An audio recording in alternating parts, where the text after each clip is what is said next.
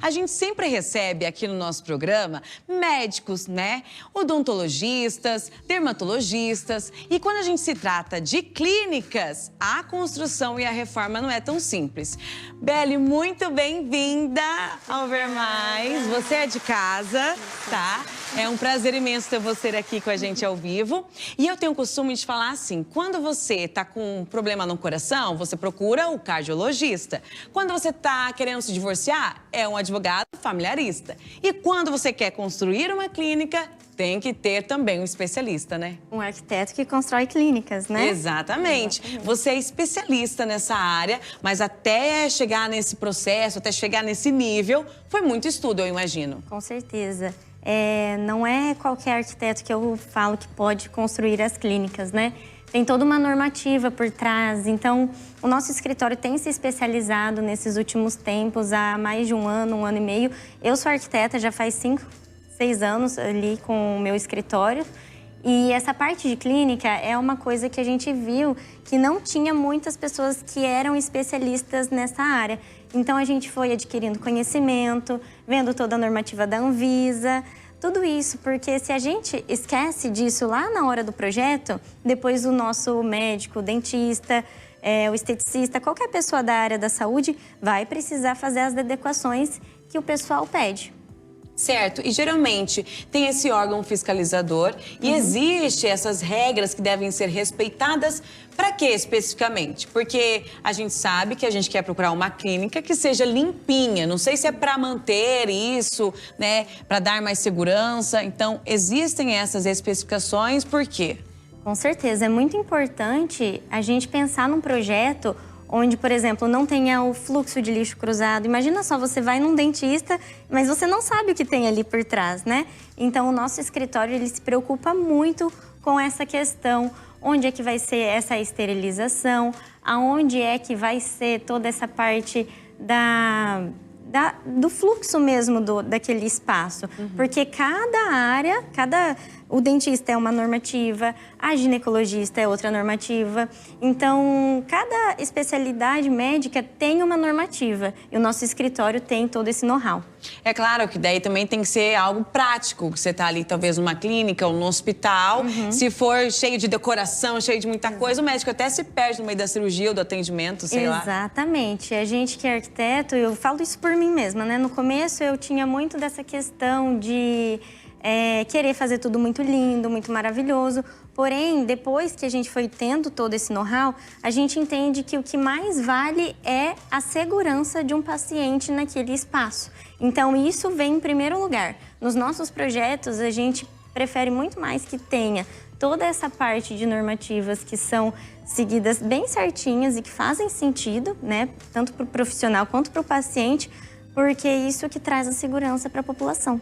E falando nessa segurança do paciente, ele mesmo pode notar, ao chegar numa clínica, se tem algo fora ou não, porque para ele se sentir seguro. E a Beli falou que isso aqui é ok, então tá. Tem algo que a gente consegue identificar, né? Nós que não somos arquitetos. O problema é que não tem. Tem algumas clínicas que são lindas, mas o que está por trás é que tem que ser pensado. O paciente não vê ali o que está de errado. Às vezes é atrás da sala de atendimento. Exatamente. E às vezes até o próprio médico não tem essa noção. O porquê que ele precisa daquele espaço todo, o porquê que ele tem que respeitar cada questão que a Anvisa pede. Então, a gente está aqui para auxiliá-lo, né? Para fazer um espaço seguro e totalmente adequado, tanto na questão na praticidade do médico e na segurança do paciente. Tá, vamos lá. Eu sou leiga, né? Eu não entendo de nada. Malemar da decoração da minha casa, velho. Você sabe. Então, eu tô pensando aqui. A gente não vai conseguir identificar porque às vezes são coisas, detalhes que realmente não é perceptível ao olho, por exemplo. Mas se eu chego numa clínica, ela é toda escura, colorida. Isso é algo que já não vai trazer esse ar de limpeza, que é porque os médicos geralmente usam branco, cores claras. Eu acho que para trazer essa pegada, né? Depende muito do que aquele médico quer. Por exemplo, se o médico faz algum procedimento onde o paciente tem muito medo, isso já vai para a questão de interiores, que a gente faz muito também. a gente adequa aquela clínica de uma maneira aconchegante. Se o branding do nosso cliente, que é o médico ou o dentista, tem uma pegada mais colorida... O que é um branding pro pessoal? Um branding é quando você faz o estudo da sua marca. Se às vezes você é dentista infantil, acho que faz sentido ser colorido. Verdade, né? Então isso vai trazer a criança gostar de ir no dentista. Só que o bichinho que a dentista vai manusear, a pelúcia, tem que ser uma pelúcia que tenha toda aquela esterilização, o MDF, a cor da tinta que a gente vai usar. Tem que trazer esse mundo lúdico, mas pensando, não esquecendo exatamente. daquelas... Vocês não têm como saber, porque não adianta a clínica ser toda bonita. O que a gente faz é o que está por trás dela e os materiais que a gente especifica. Certo. Então, vamos colocar um tapete assim? Não é que não pode. Pode, mas não pode ser um tapete que vá ter muito poli. Tem que ser um tapete com uma especificação adequada para fazer a limpeza. Sempre pensando, então, nessa limpeza, o mais limpo possível. O mais limpo possível. Ó, e se a gente falar de uma clínica de podologia, né? Podóloga não é pedicure, mas assim, tem cutícula, fica unha pelo chão, não é um ambiente que fica completamente limpo. Mas é um ambiente que também precisa ser estudado e também planejado por um especialista. É importante, porque daí tem que ter a parte da esterilização ali dos materiais. Então, tudo isso, o material sujo não pode chegar onde ela armazena o material limpo. Certo. Então, isso você não sabe o que acontece. Então, às vezes é uma podologia super bonita, só que atrás, o que tem lá? Né? Aí chega na recepção, nossa, que chique, eu tô na podóloga, daí não sabe como que tá. Sim. E pode até fechar, né,